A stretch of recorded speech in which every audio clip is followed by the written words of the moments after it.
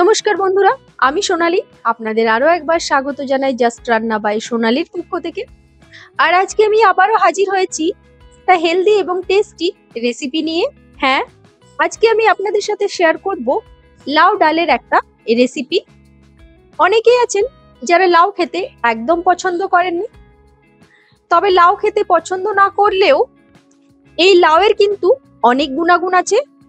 বিশেষ করে এই গরমের দিনে লাউ খেলে মন এবং পেট দুটোই ঠান্ডা থাকে। তাই আজকে আমি এই লাউয়ের রেসিপিটি ডাল দিয়ে তৈরি করে নিয়েছি। দেখে নিন কিভাবে লাউ ডাল তৈরি করে নিলে সব থেকে টেস্টি হবে, যেটা বাচ্চা থেকে বড় সবাই চেটেপুটে খাবে।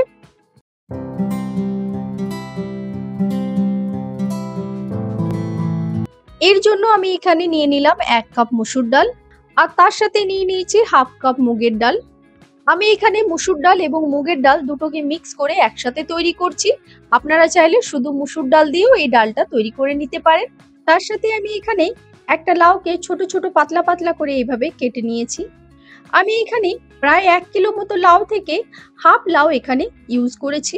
এরপর গ্যাসের মধ্যে একটা কুকারকে বসিয়ে দিয়ে এর মধ্যে দিয়ে দিচ্ছি প্রায় 2 কাপ মতো জল। তারপর এখানে কেটে রাখা লাউগুলো অ্যাড করে দিচ্ছি। এরপর মুগ এবং মসুর ডালটা ভালোভাবে ধুয়ে নিয়ে তারপর এই ডালটাও এর মধ্যে অ্যাড করে দিচ্ছি। তার সাথে এখানে একটা তেজপাতাকে ছিঁড়ে নিয়ে এর মধ্যে দিয়ে দিলাম, আর দিয়ে দিচ্ছি অল্প একটুখানি সর্ষের তেল। এরপর এখানে কুকারে ঢাকনাটা লাগিয়ে দুটো হুইসেল আসা পর্যন্ত ওয়েট করব। দুটো হুইসেল আসার পর গ্যাসের ফ্লেমটাকে অফ করে দেব। এই দেখুন, এখানে দুটো হুইসেল আসার পর গ্যাসের ফ্লেমটাকে অফ করে দিয়েছিলাম এবং কুকারটাকে খুব ভালোভাবে ঠান্ডা করে নিয়েছি। কুকারের পুরো স্টিমটা বের হয়ে গেছে, আর এখানে ডাল এবং লাউটাও খুব ভালোভাবে সেদ্ধ হয়ে গেছে। তাহলে চলুন এরপর পরের প্রসেসে যাওয়া যাক। এর জন্য আমি একটা অন্য পাত্র নিয়ে নিলাম এবং এর মধ্যে দিয়ে দিচ্ছি প্রায় 2 টেবিল চামচ মতো সর্ষের তেল।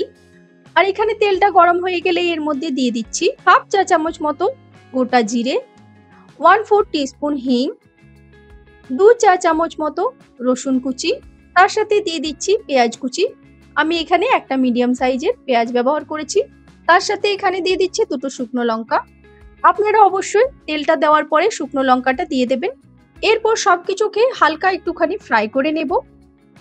আর হালকা একটুখানি ফ্রাই হয়ে গেলেই এর মধ্যে অ্যাড করে দিচ্ছি 1 চা চামচ আদা ও রসুনের পেস্ট। এরপরে আদা ও রসুনের কাঁচা গন্ধটা যাওয়া অবধি অল্প একটুখানি কষিয়ে নিচ্ছি। তারপরে এখানে অ্যাড করে দিচ্ছি হাফ চা চামচ হলুদ গুঁড়ো, 1 চা চামচ জিরে গুঁড়ো, হাফ চা চামচ লঙ্কার গুঁড়ো। এরপর এই ড্রাই মশলাটাকেও ভালোভাবে কষিয়ে নিচ্ছি, কারণ ড্রাই মশলারও একটা কাঁচা গন্ধ থাকে। আর এখানে মশলাটা ভালোভাবে কষানো হয়ে গেলে এর মধ্যে সেদ্ধ করে রাখা ডালটা দিয়ে দিচ্ছি।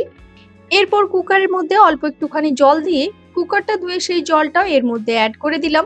এই ডালটা আমি একটু ঠিক ধরনেরই পছন্দ করি, তাই আমি এখানে খুব একটা জল অ্যাড করলাম না। আপনারা যদি এখানে ডালটা একটু পাতলা খেতে পছন্দ করেন তাহলে আরো অল্প একটুখানি জল অ্যাড করে দেবেন। এরপরে এখানে সবশেষে অ্যাড করে দিচ্ছি স্বাদ মতো নুন, তার সাথে দিয়ে দিলাম 3-4টে কাঁচা লঙ্কা কুচি। এরপর সবকিছুকে ভালোভাবে মিক্স করে নিয়ে 2 থেকে 3 মিনিটের মতো আমি ঢেকে এটাকে রান্না করে নেব। এই দেখুন, আমি এখানে 2 থেকে 3 মিনিট মতো ডালটাকে বয়েল করে নিলাম। এরপর এর মধ্যে ওপর থেকে ছড়িয়ে দিচ্ছি ফ্রেশ ধনেপাতা কুচি। এরপর এই গরম গরম ডালটি সার্ভ করার জন্য তৈরি।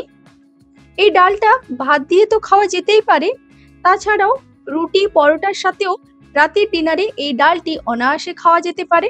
আপনারা আপনাদের পছন্দ মতো যে কোনো মিলের সাথে এই ডালটা খেতে পারেন।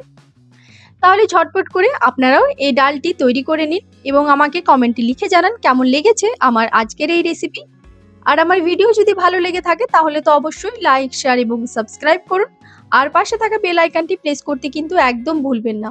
ভালো থাকবেন, সুস্থ থাকবেন। আমার আজকের এই ভিডিওটি দেখার জন্য ধন্যবাদ।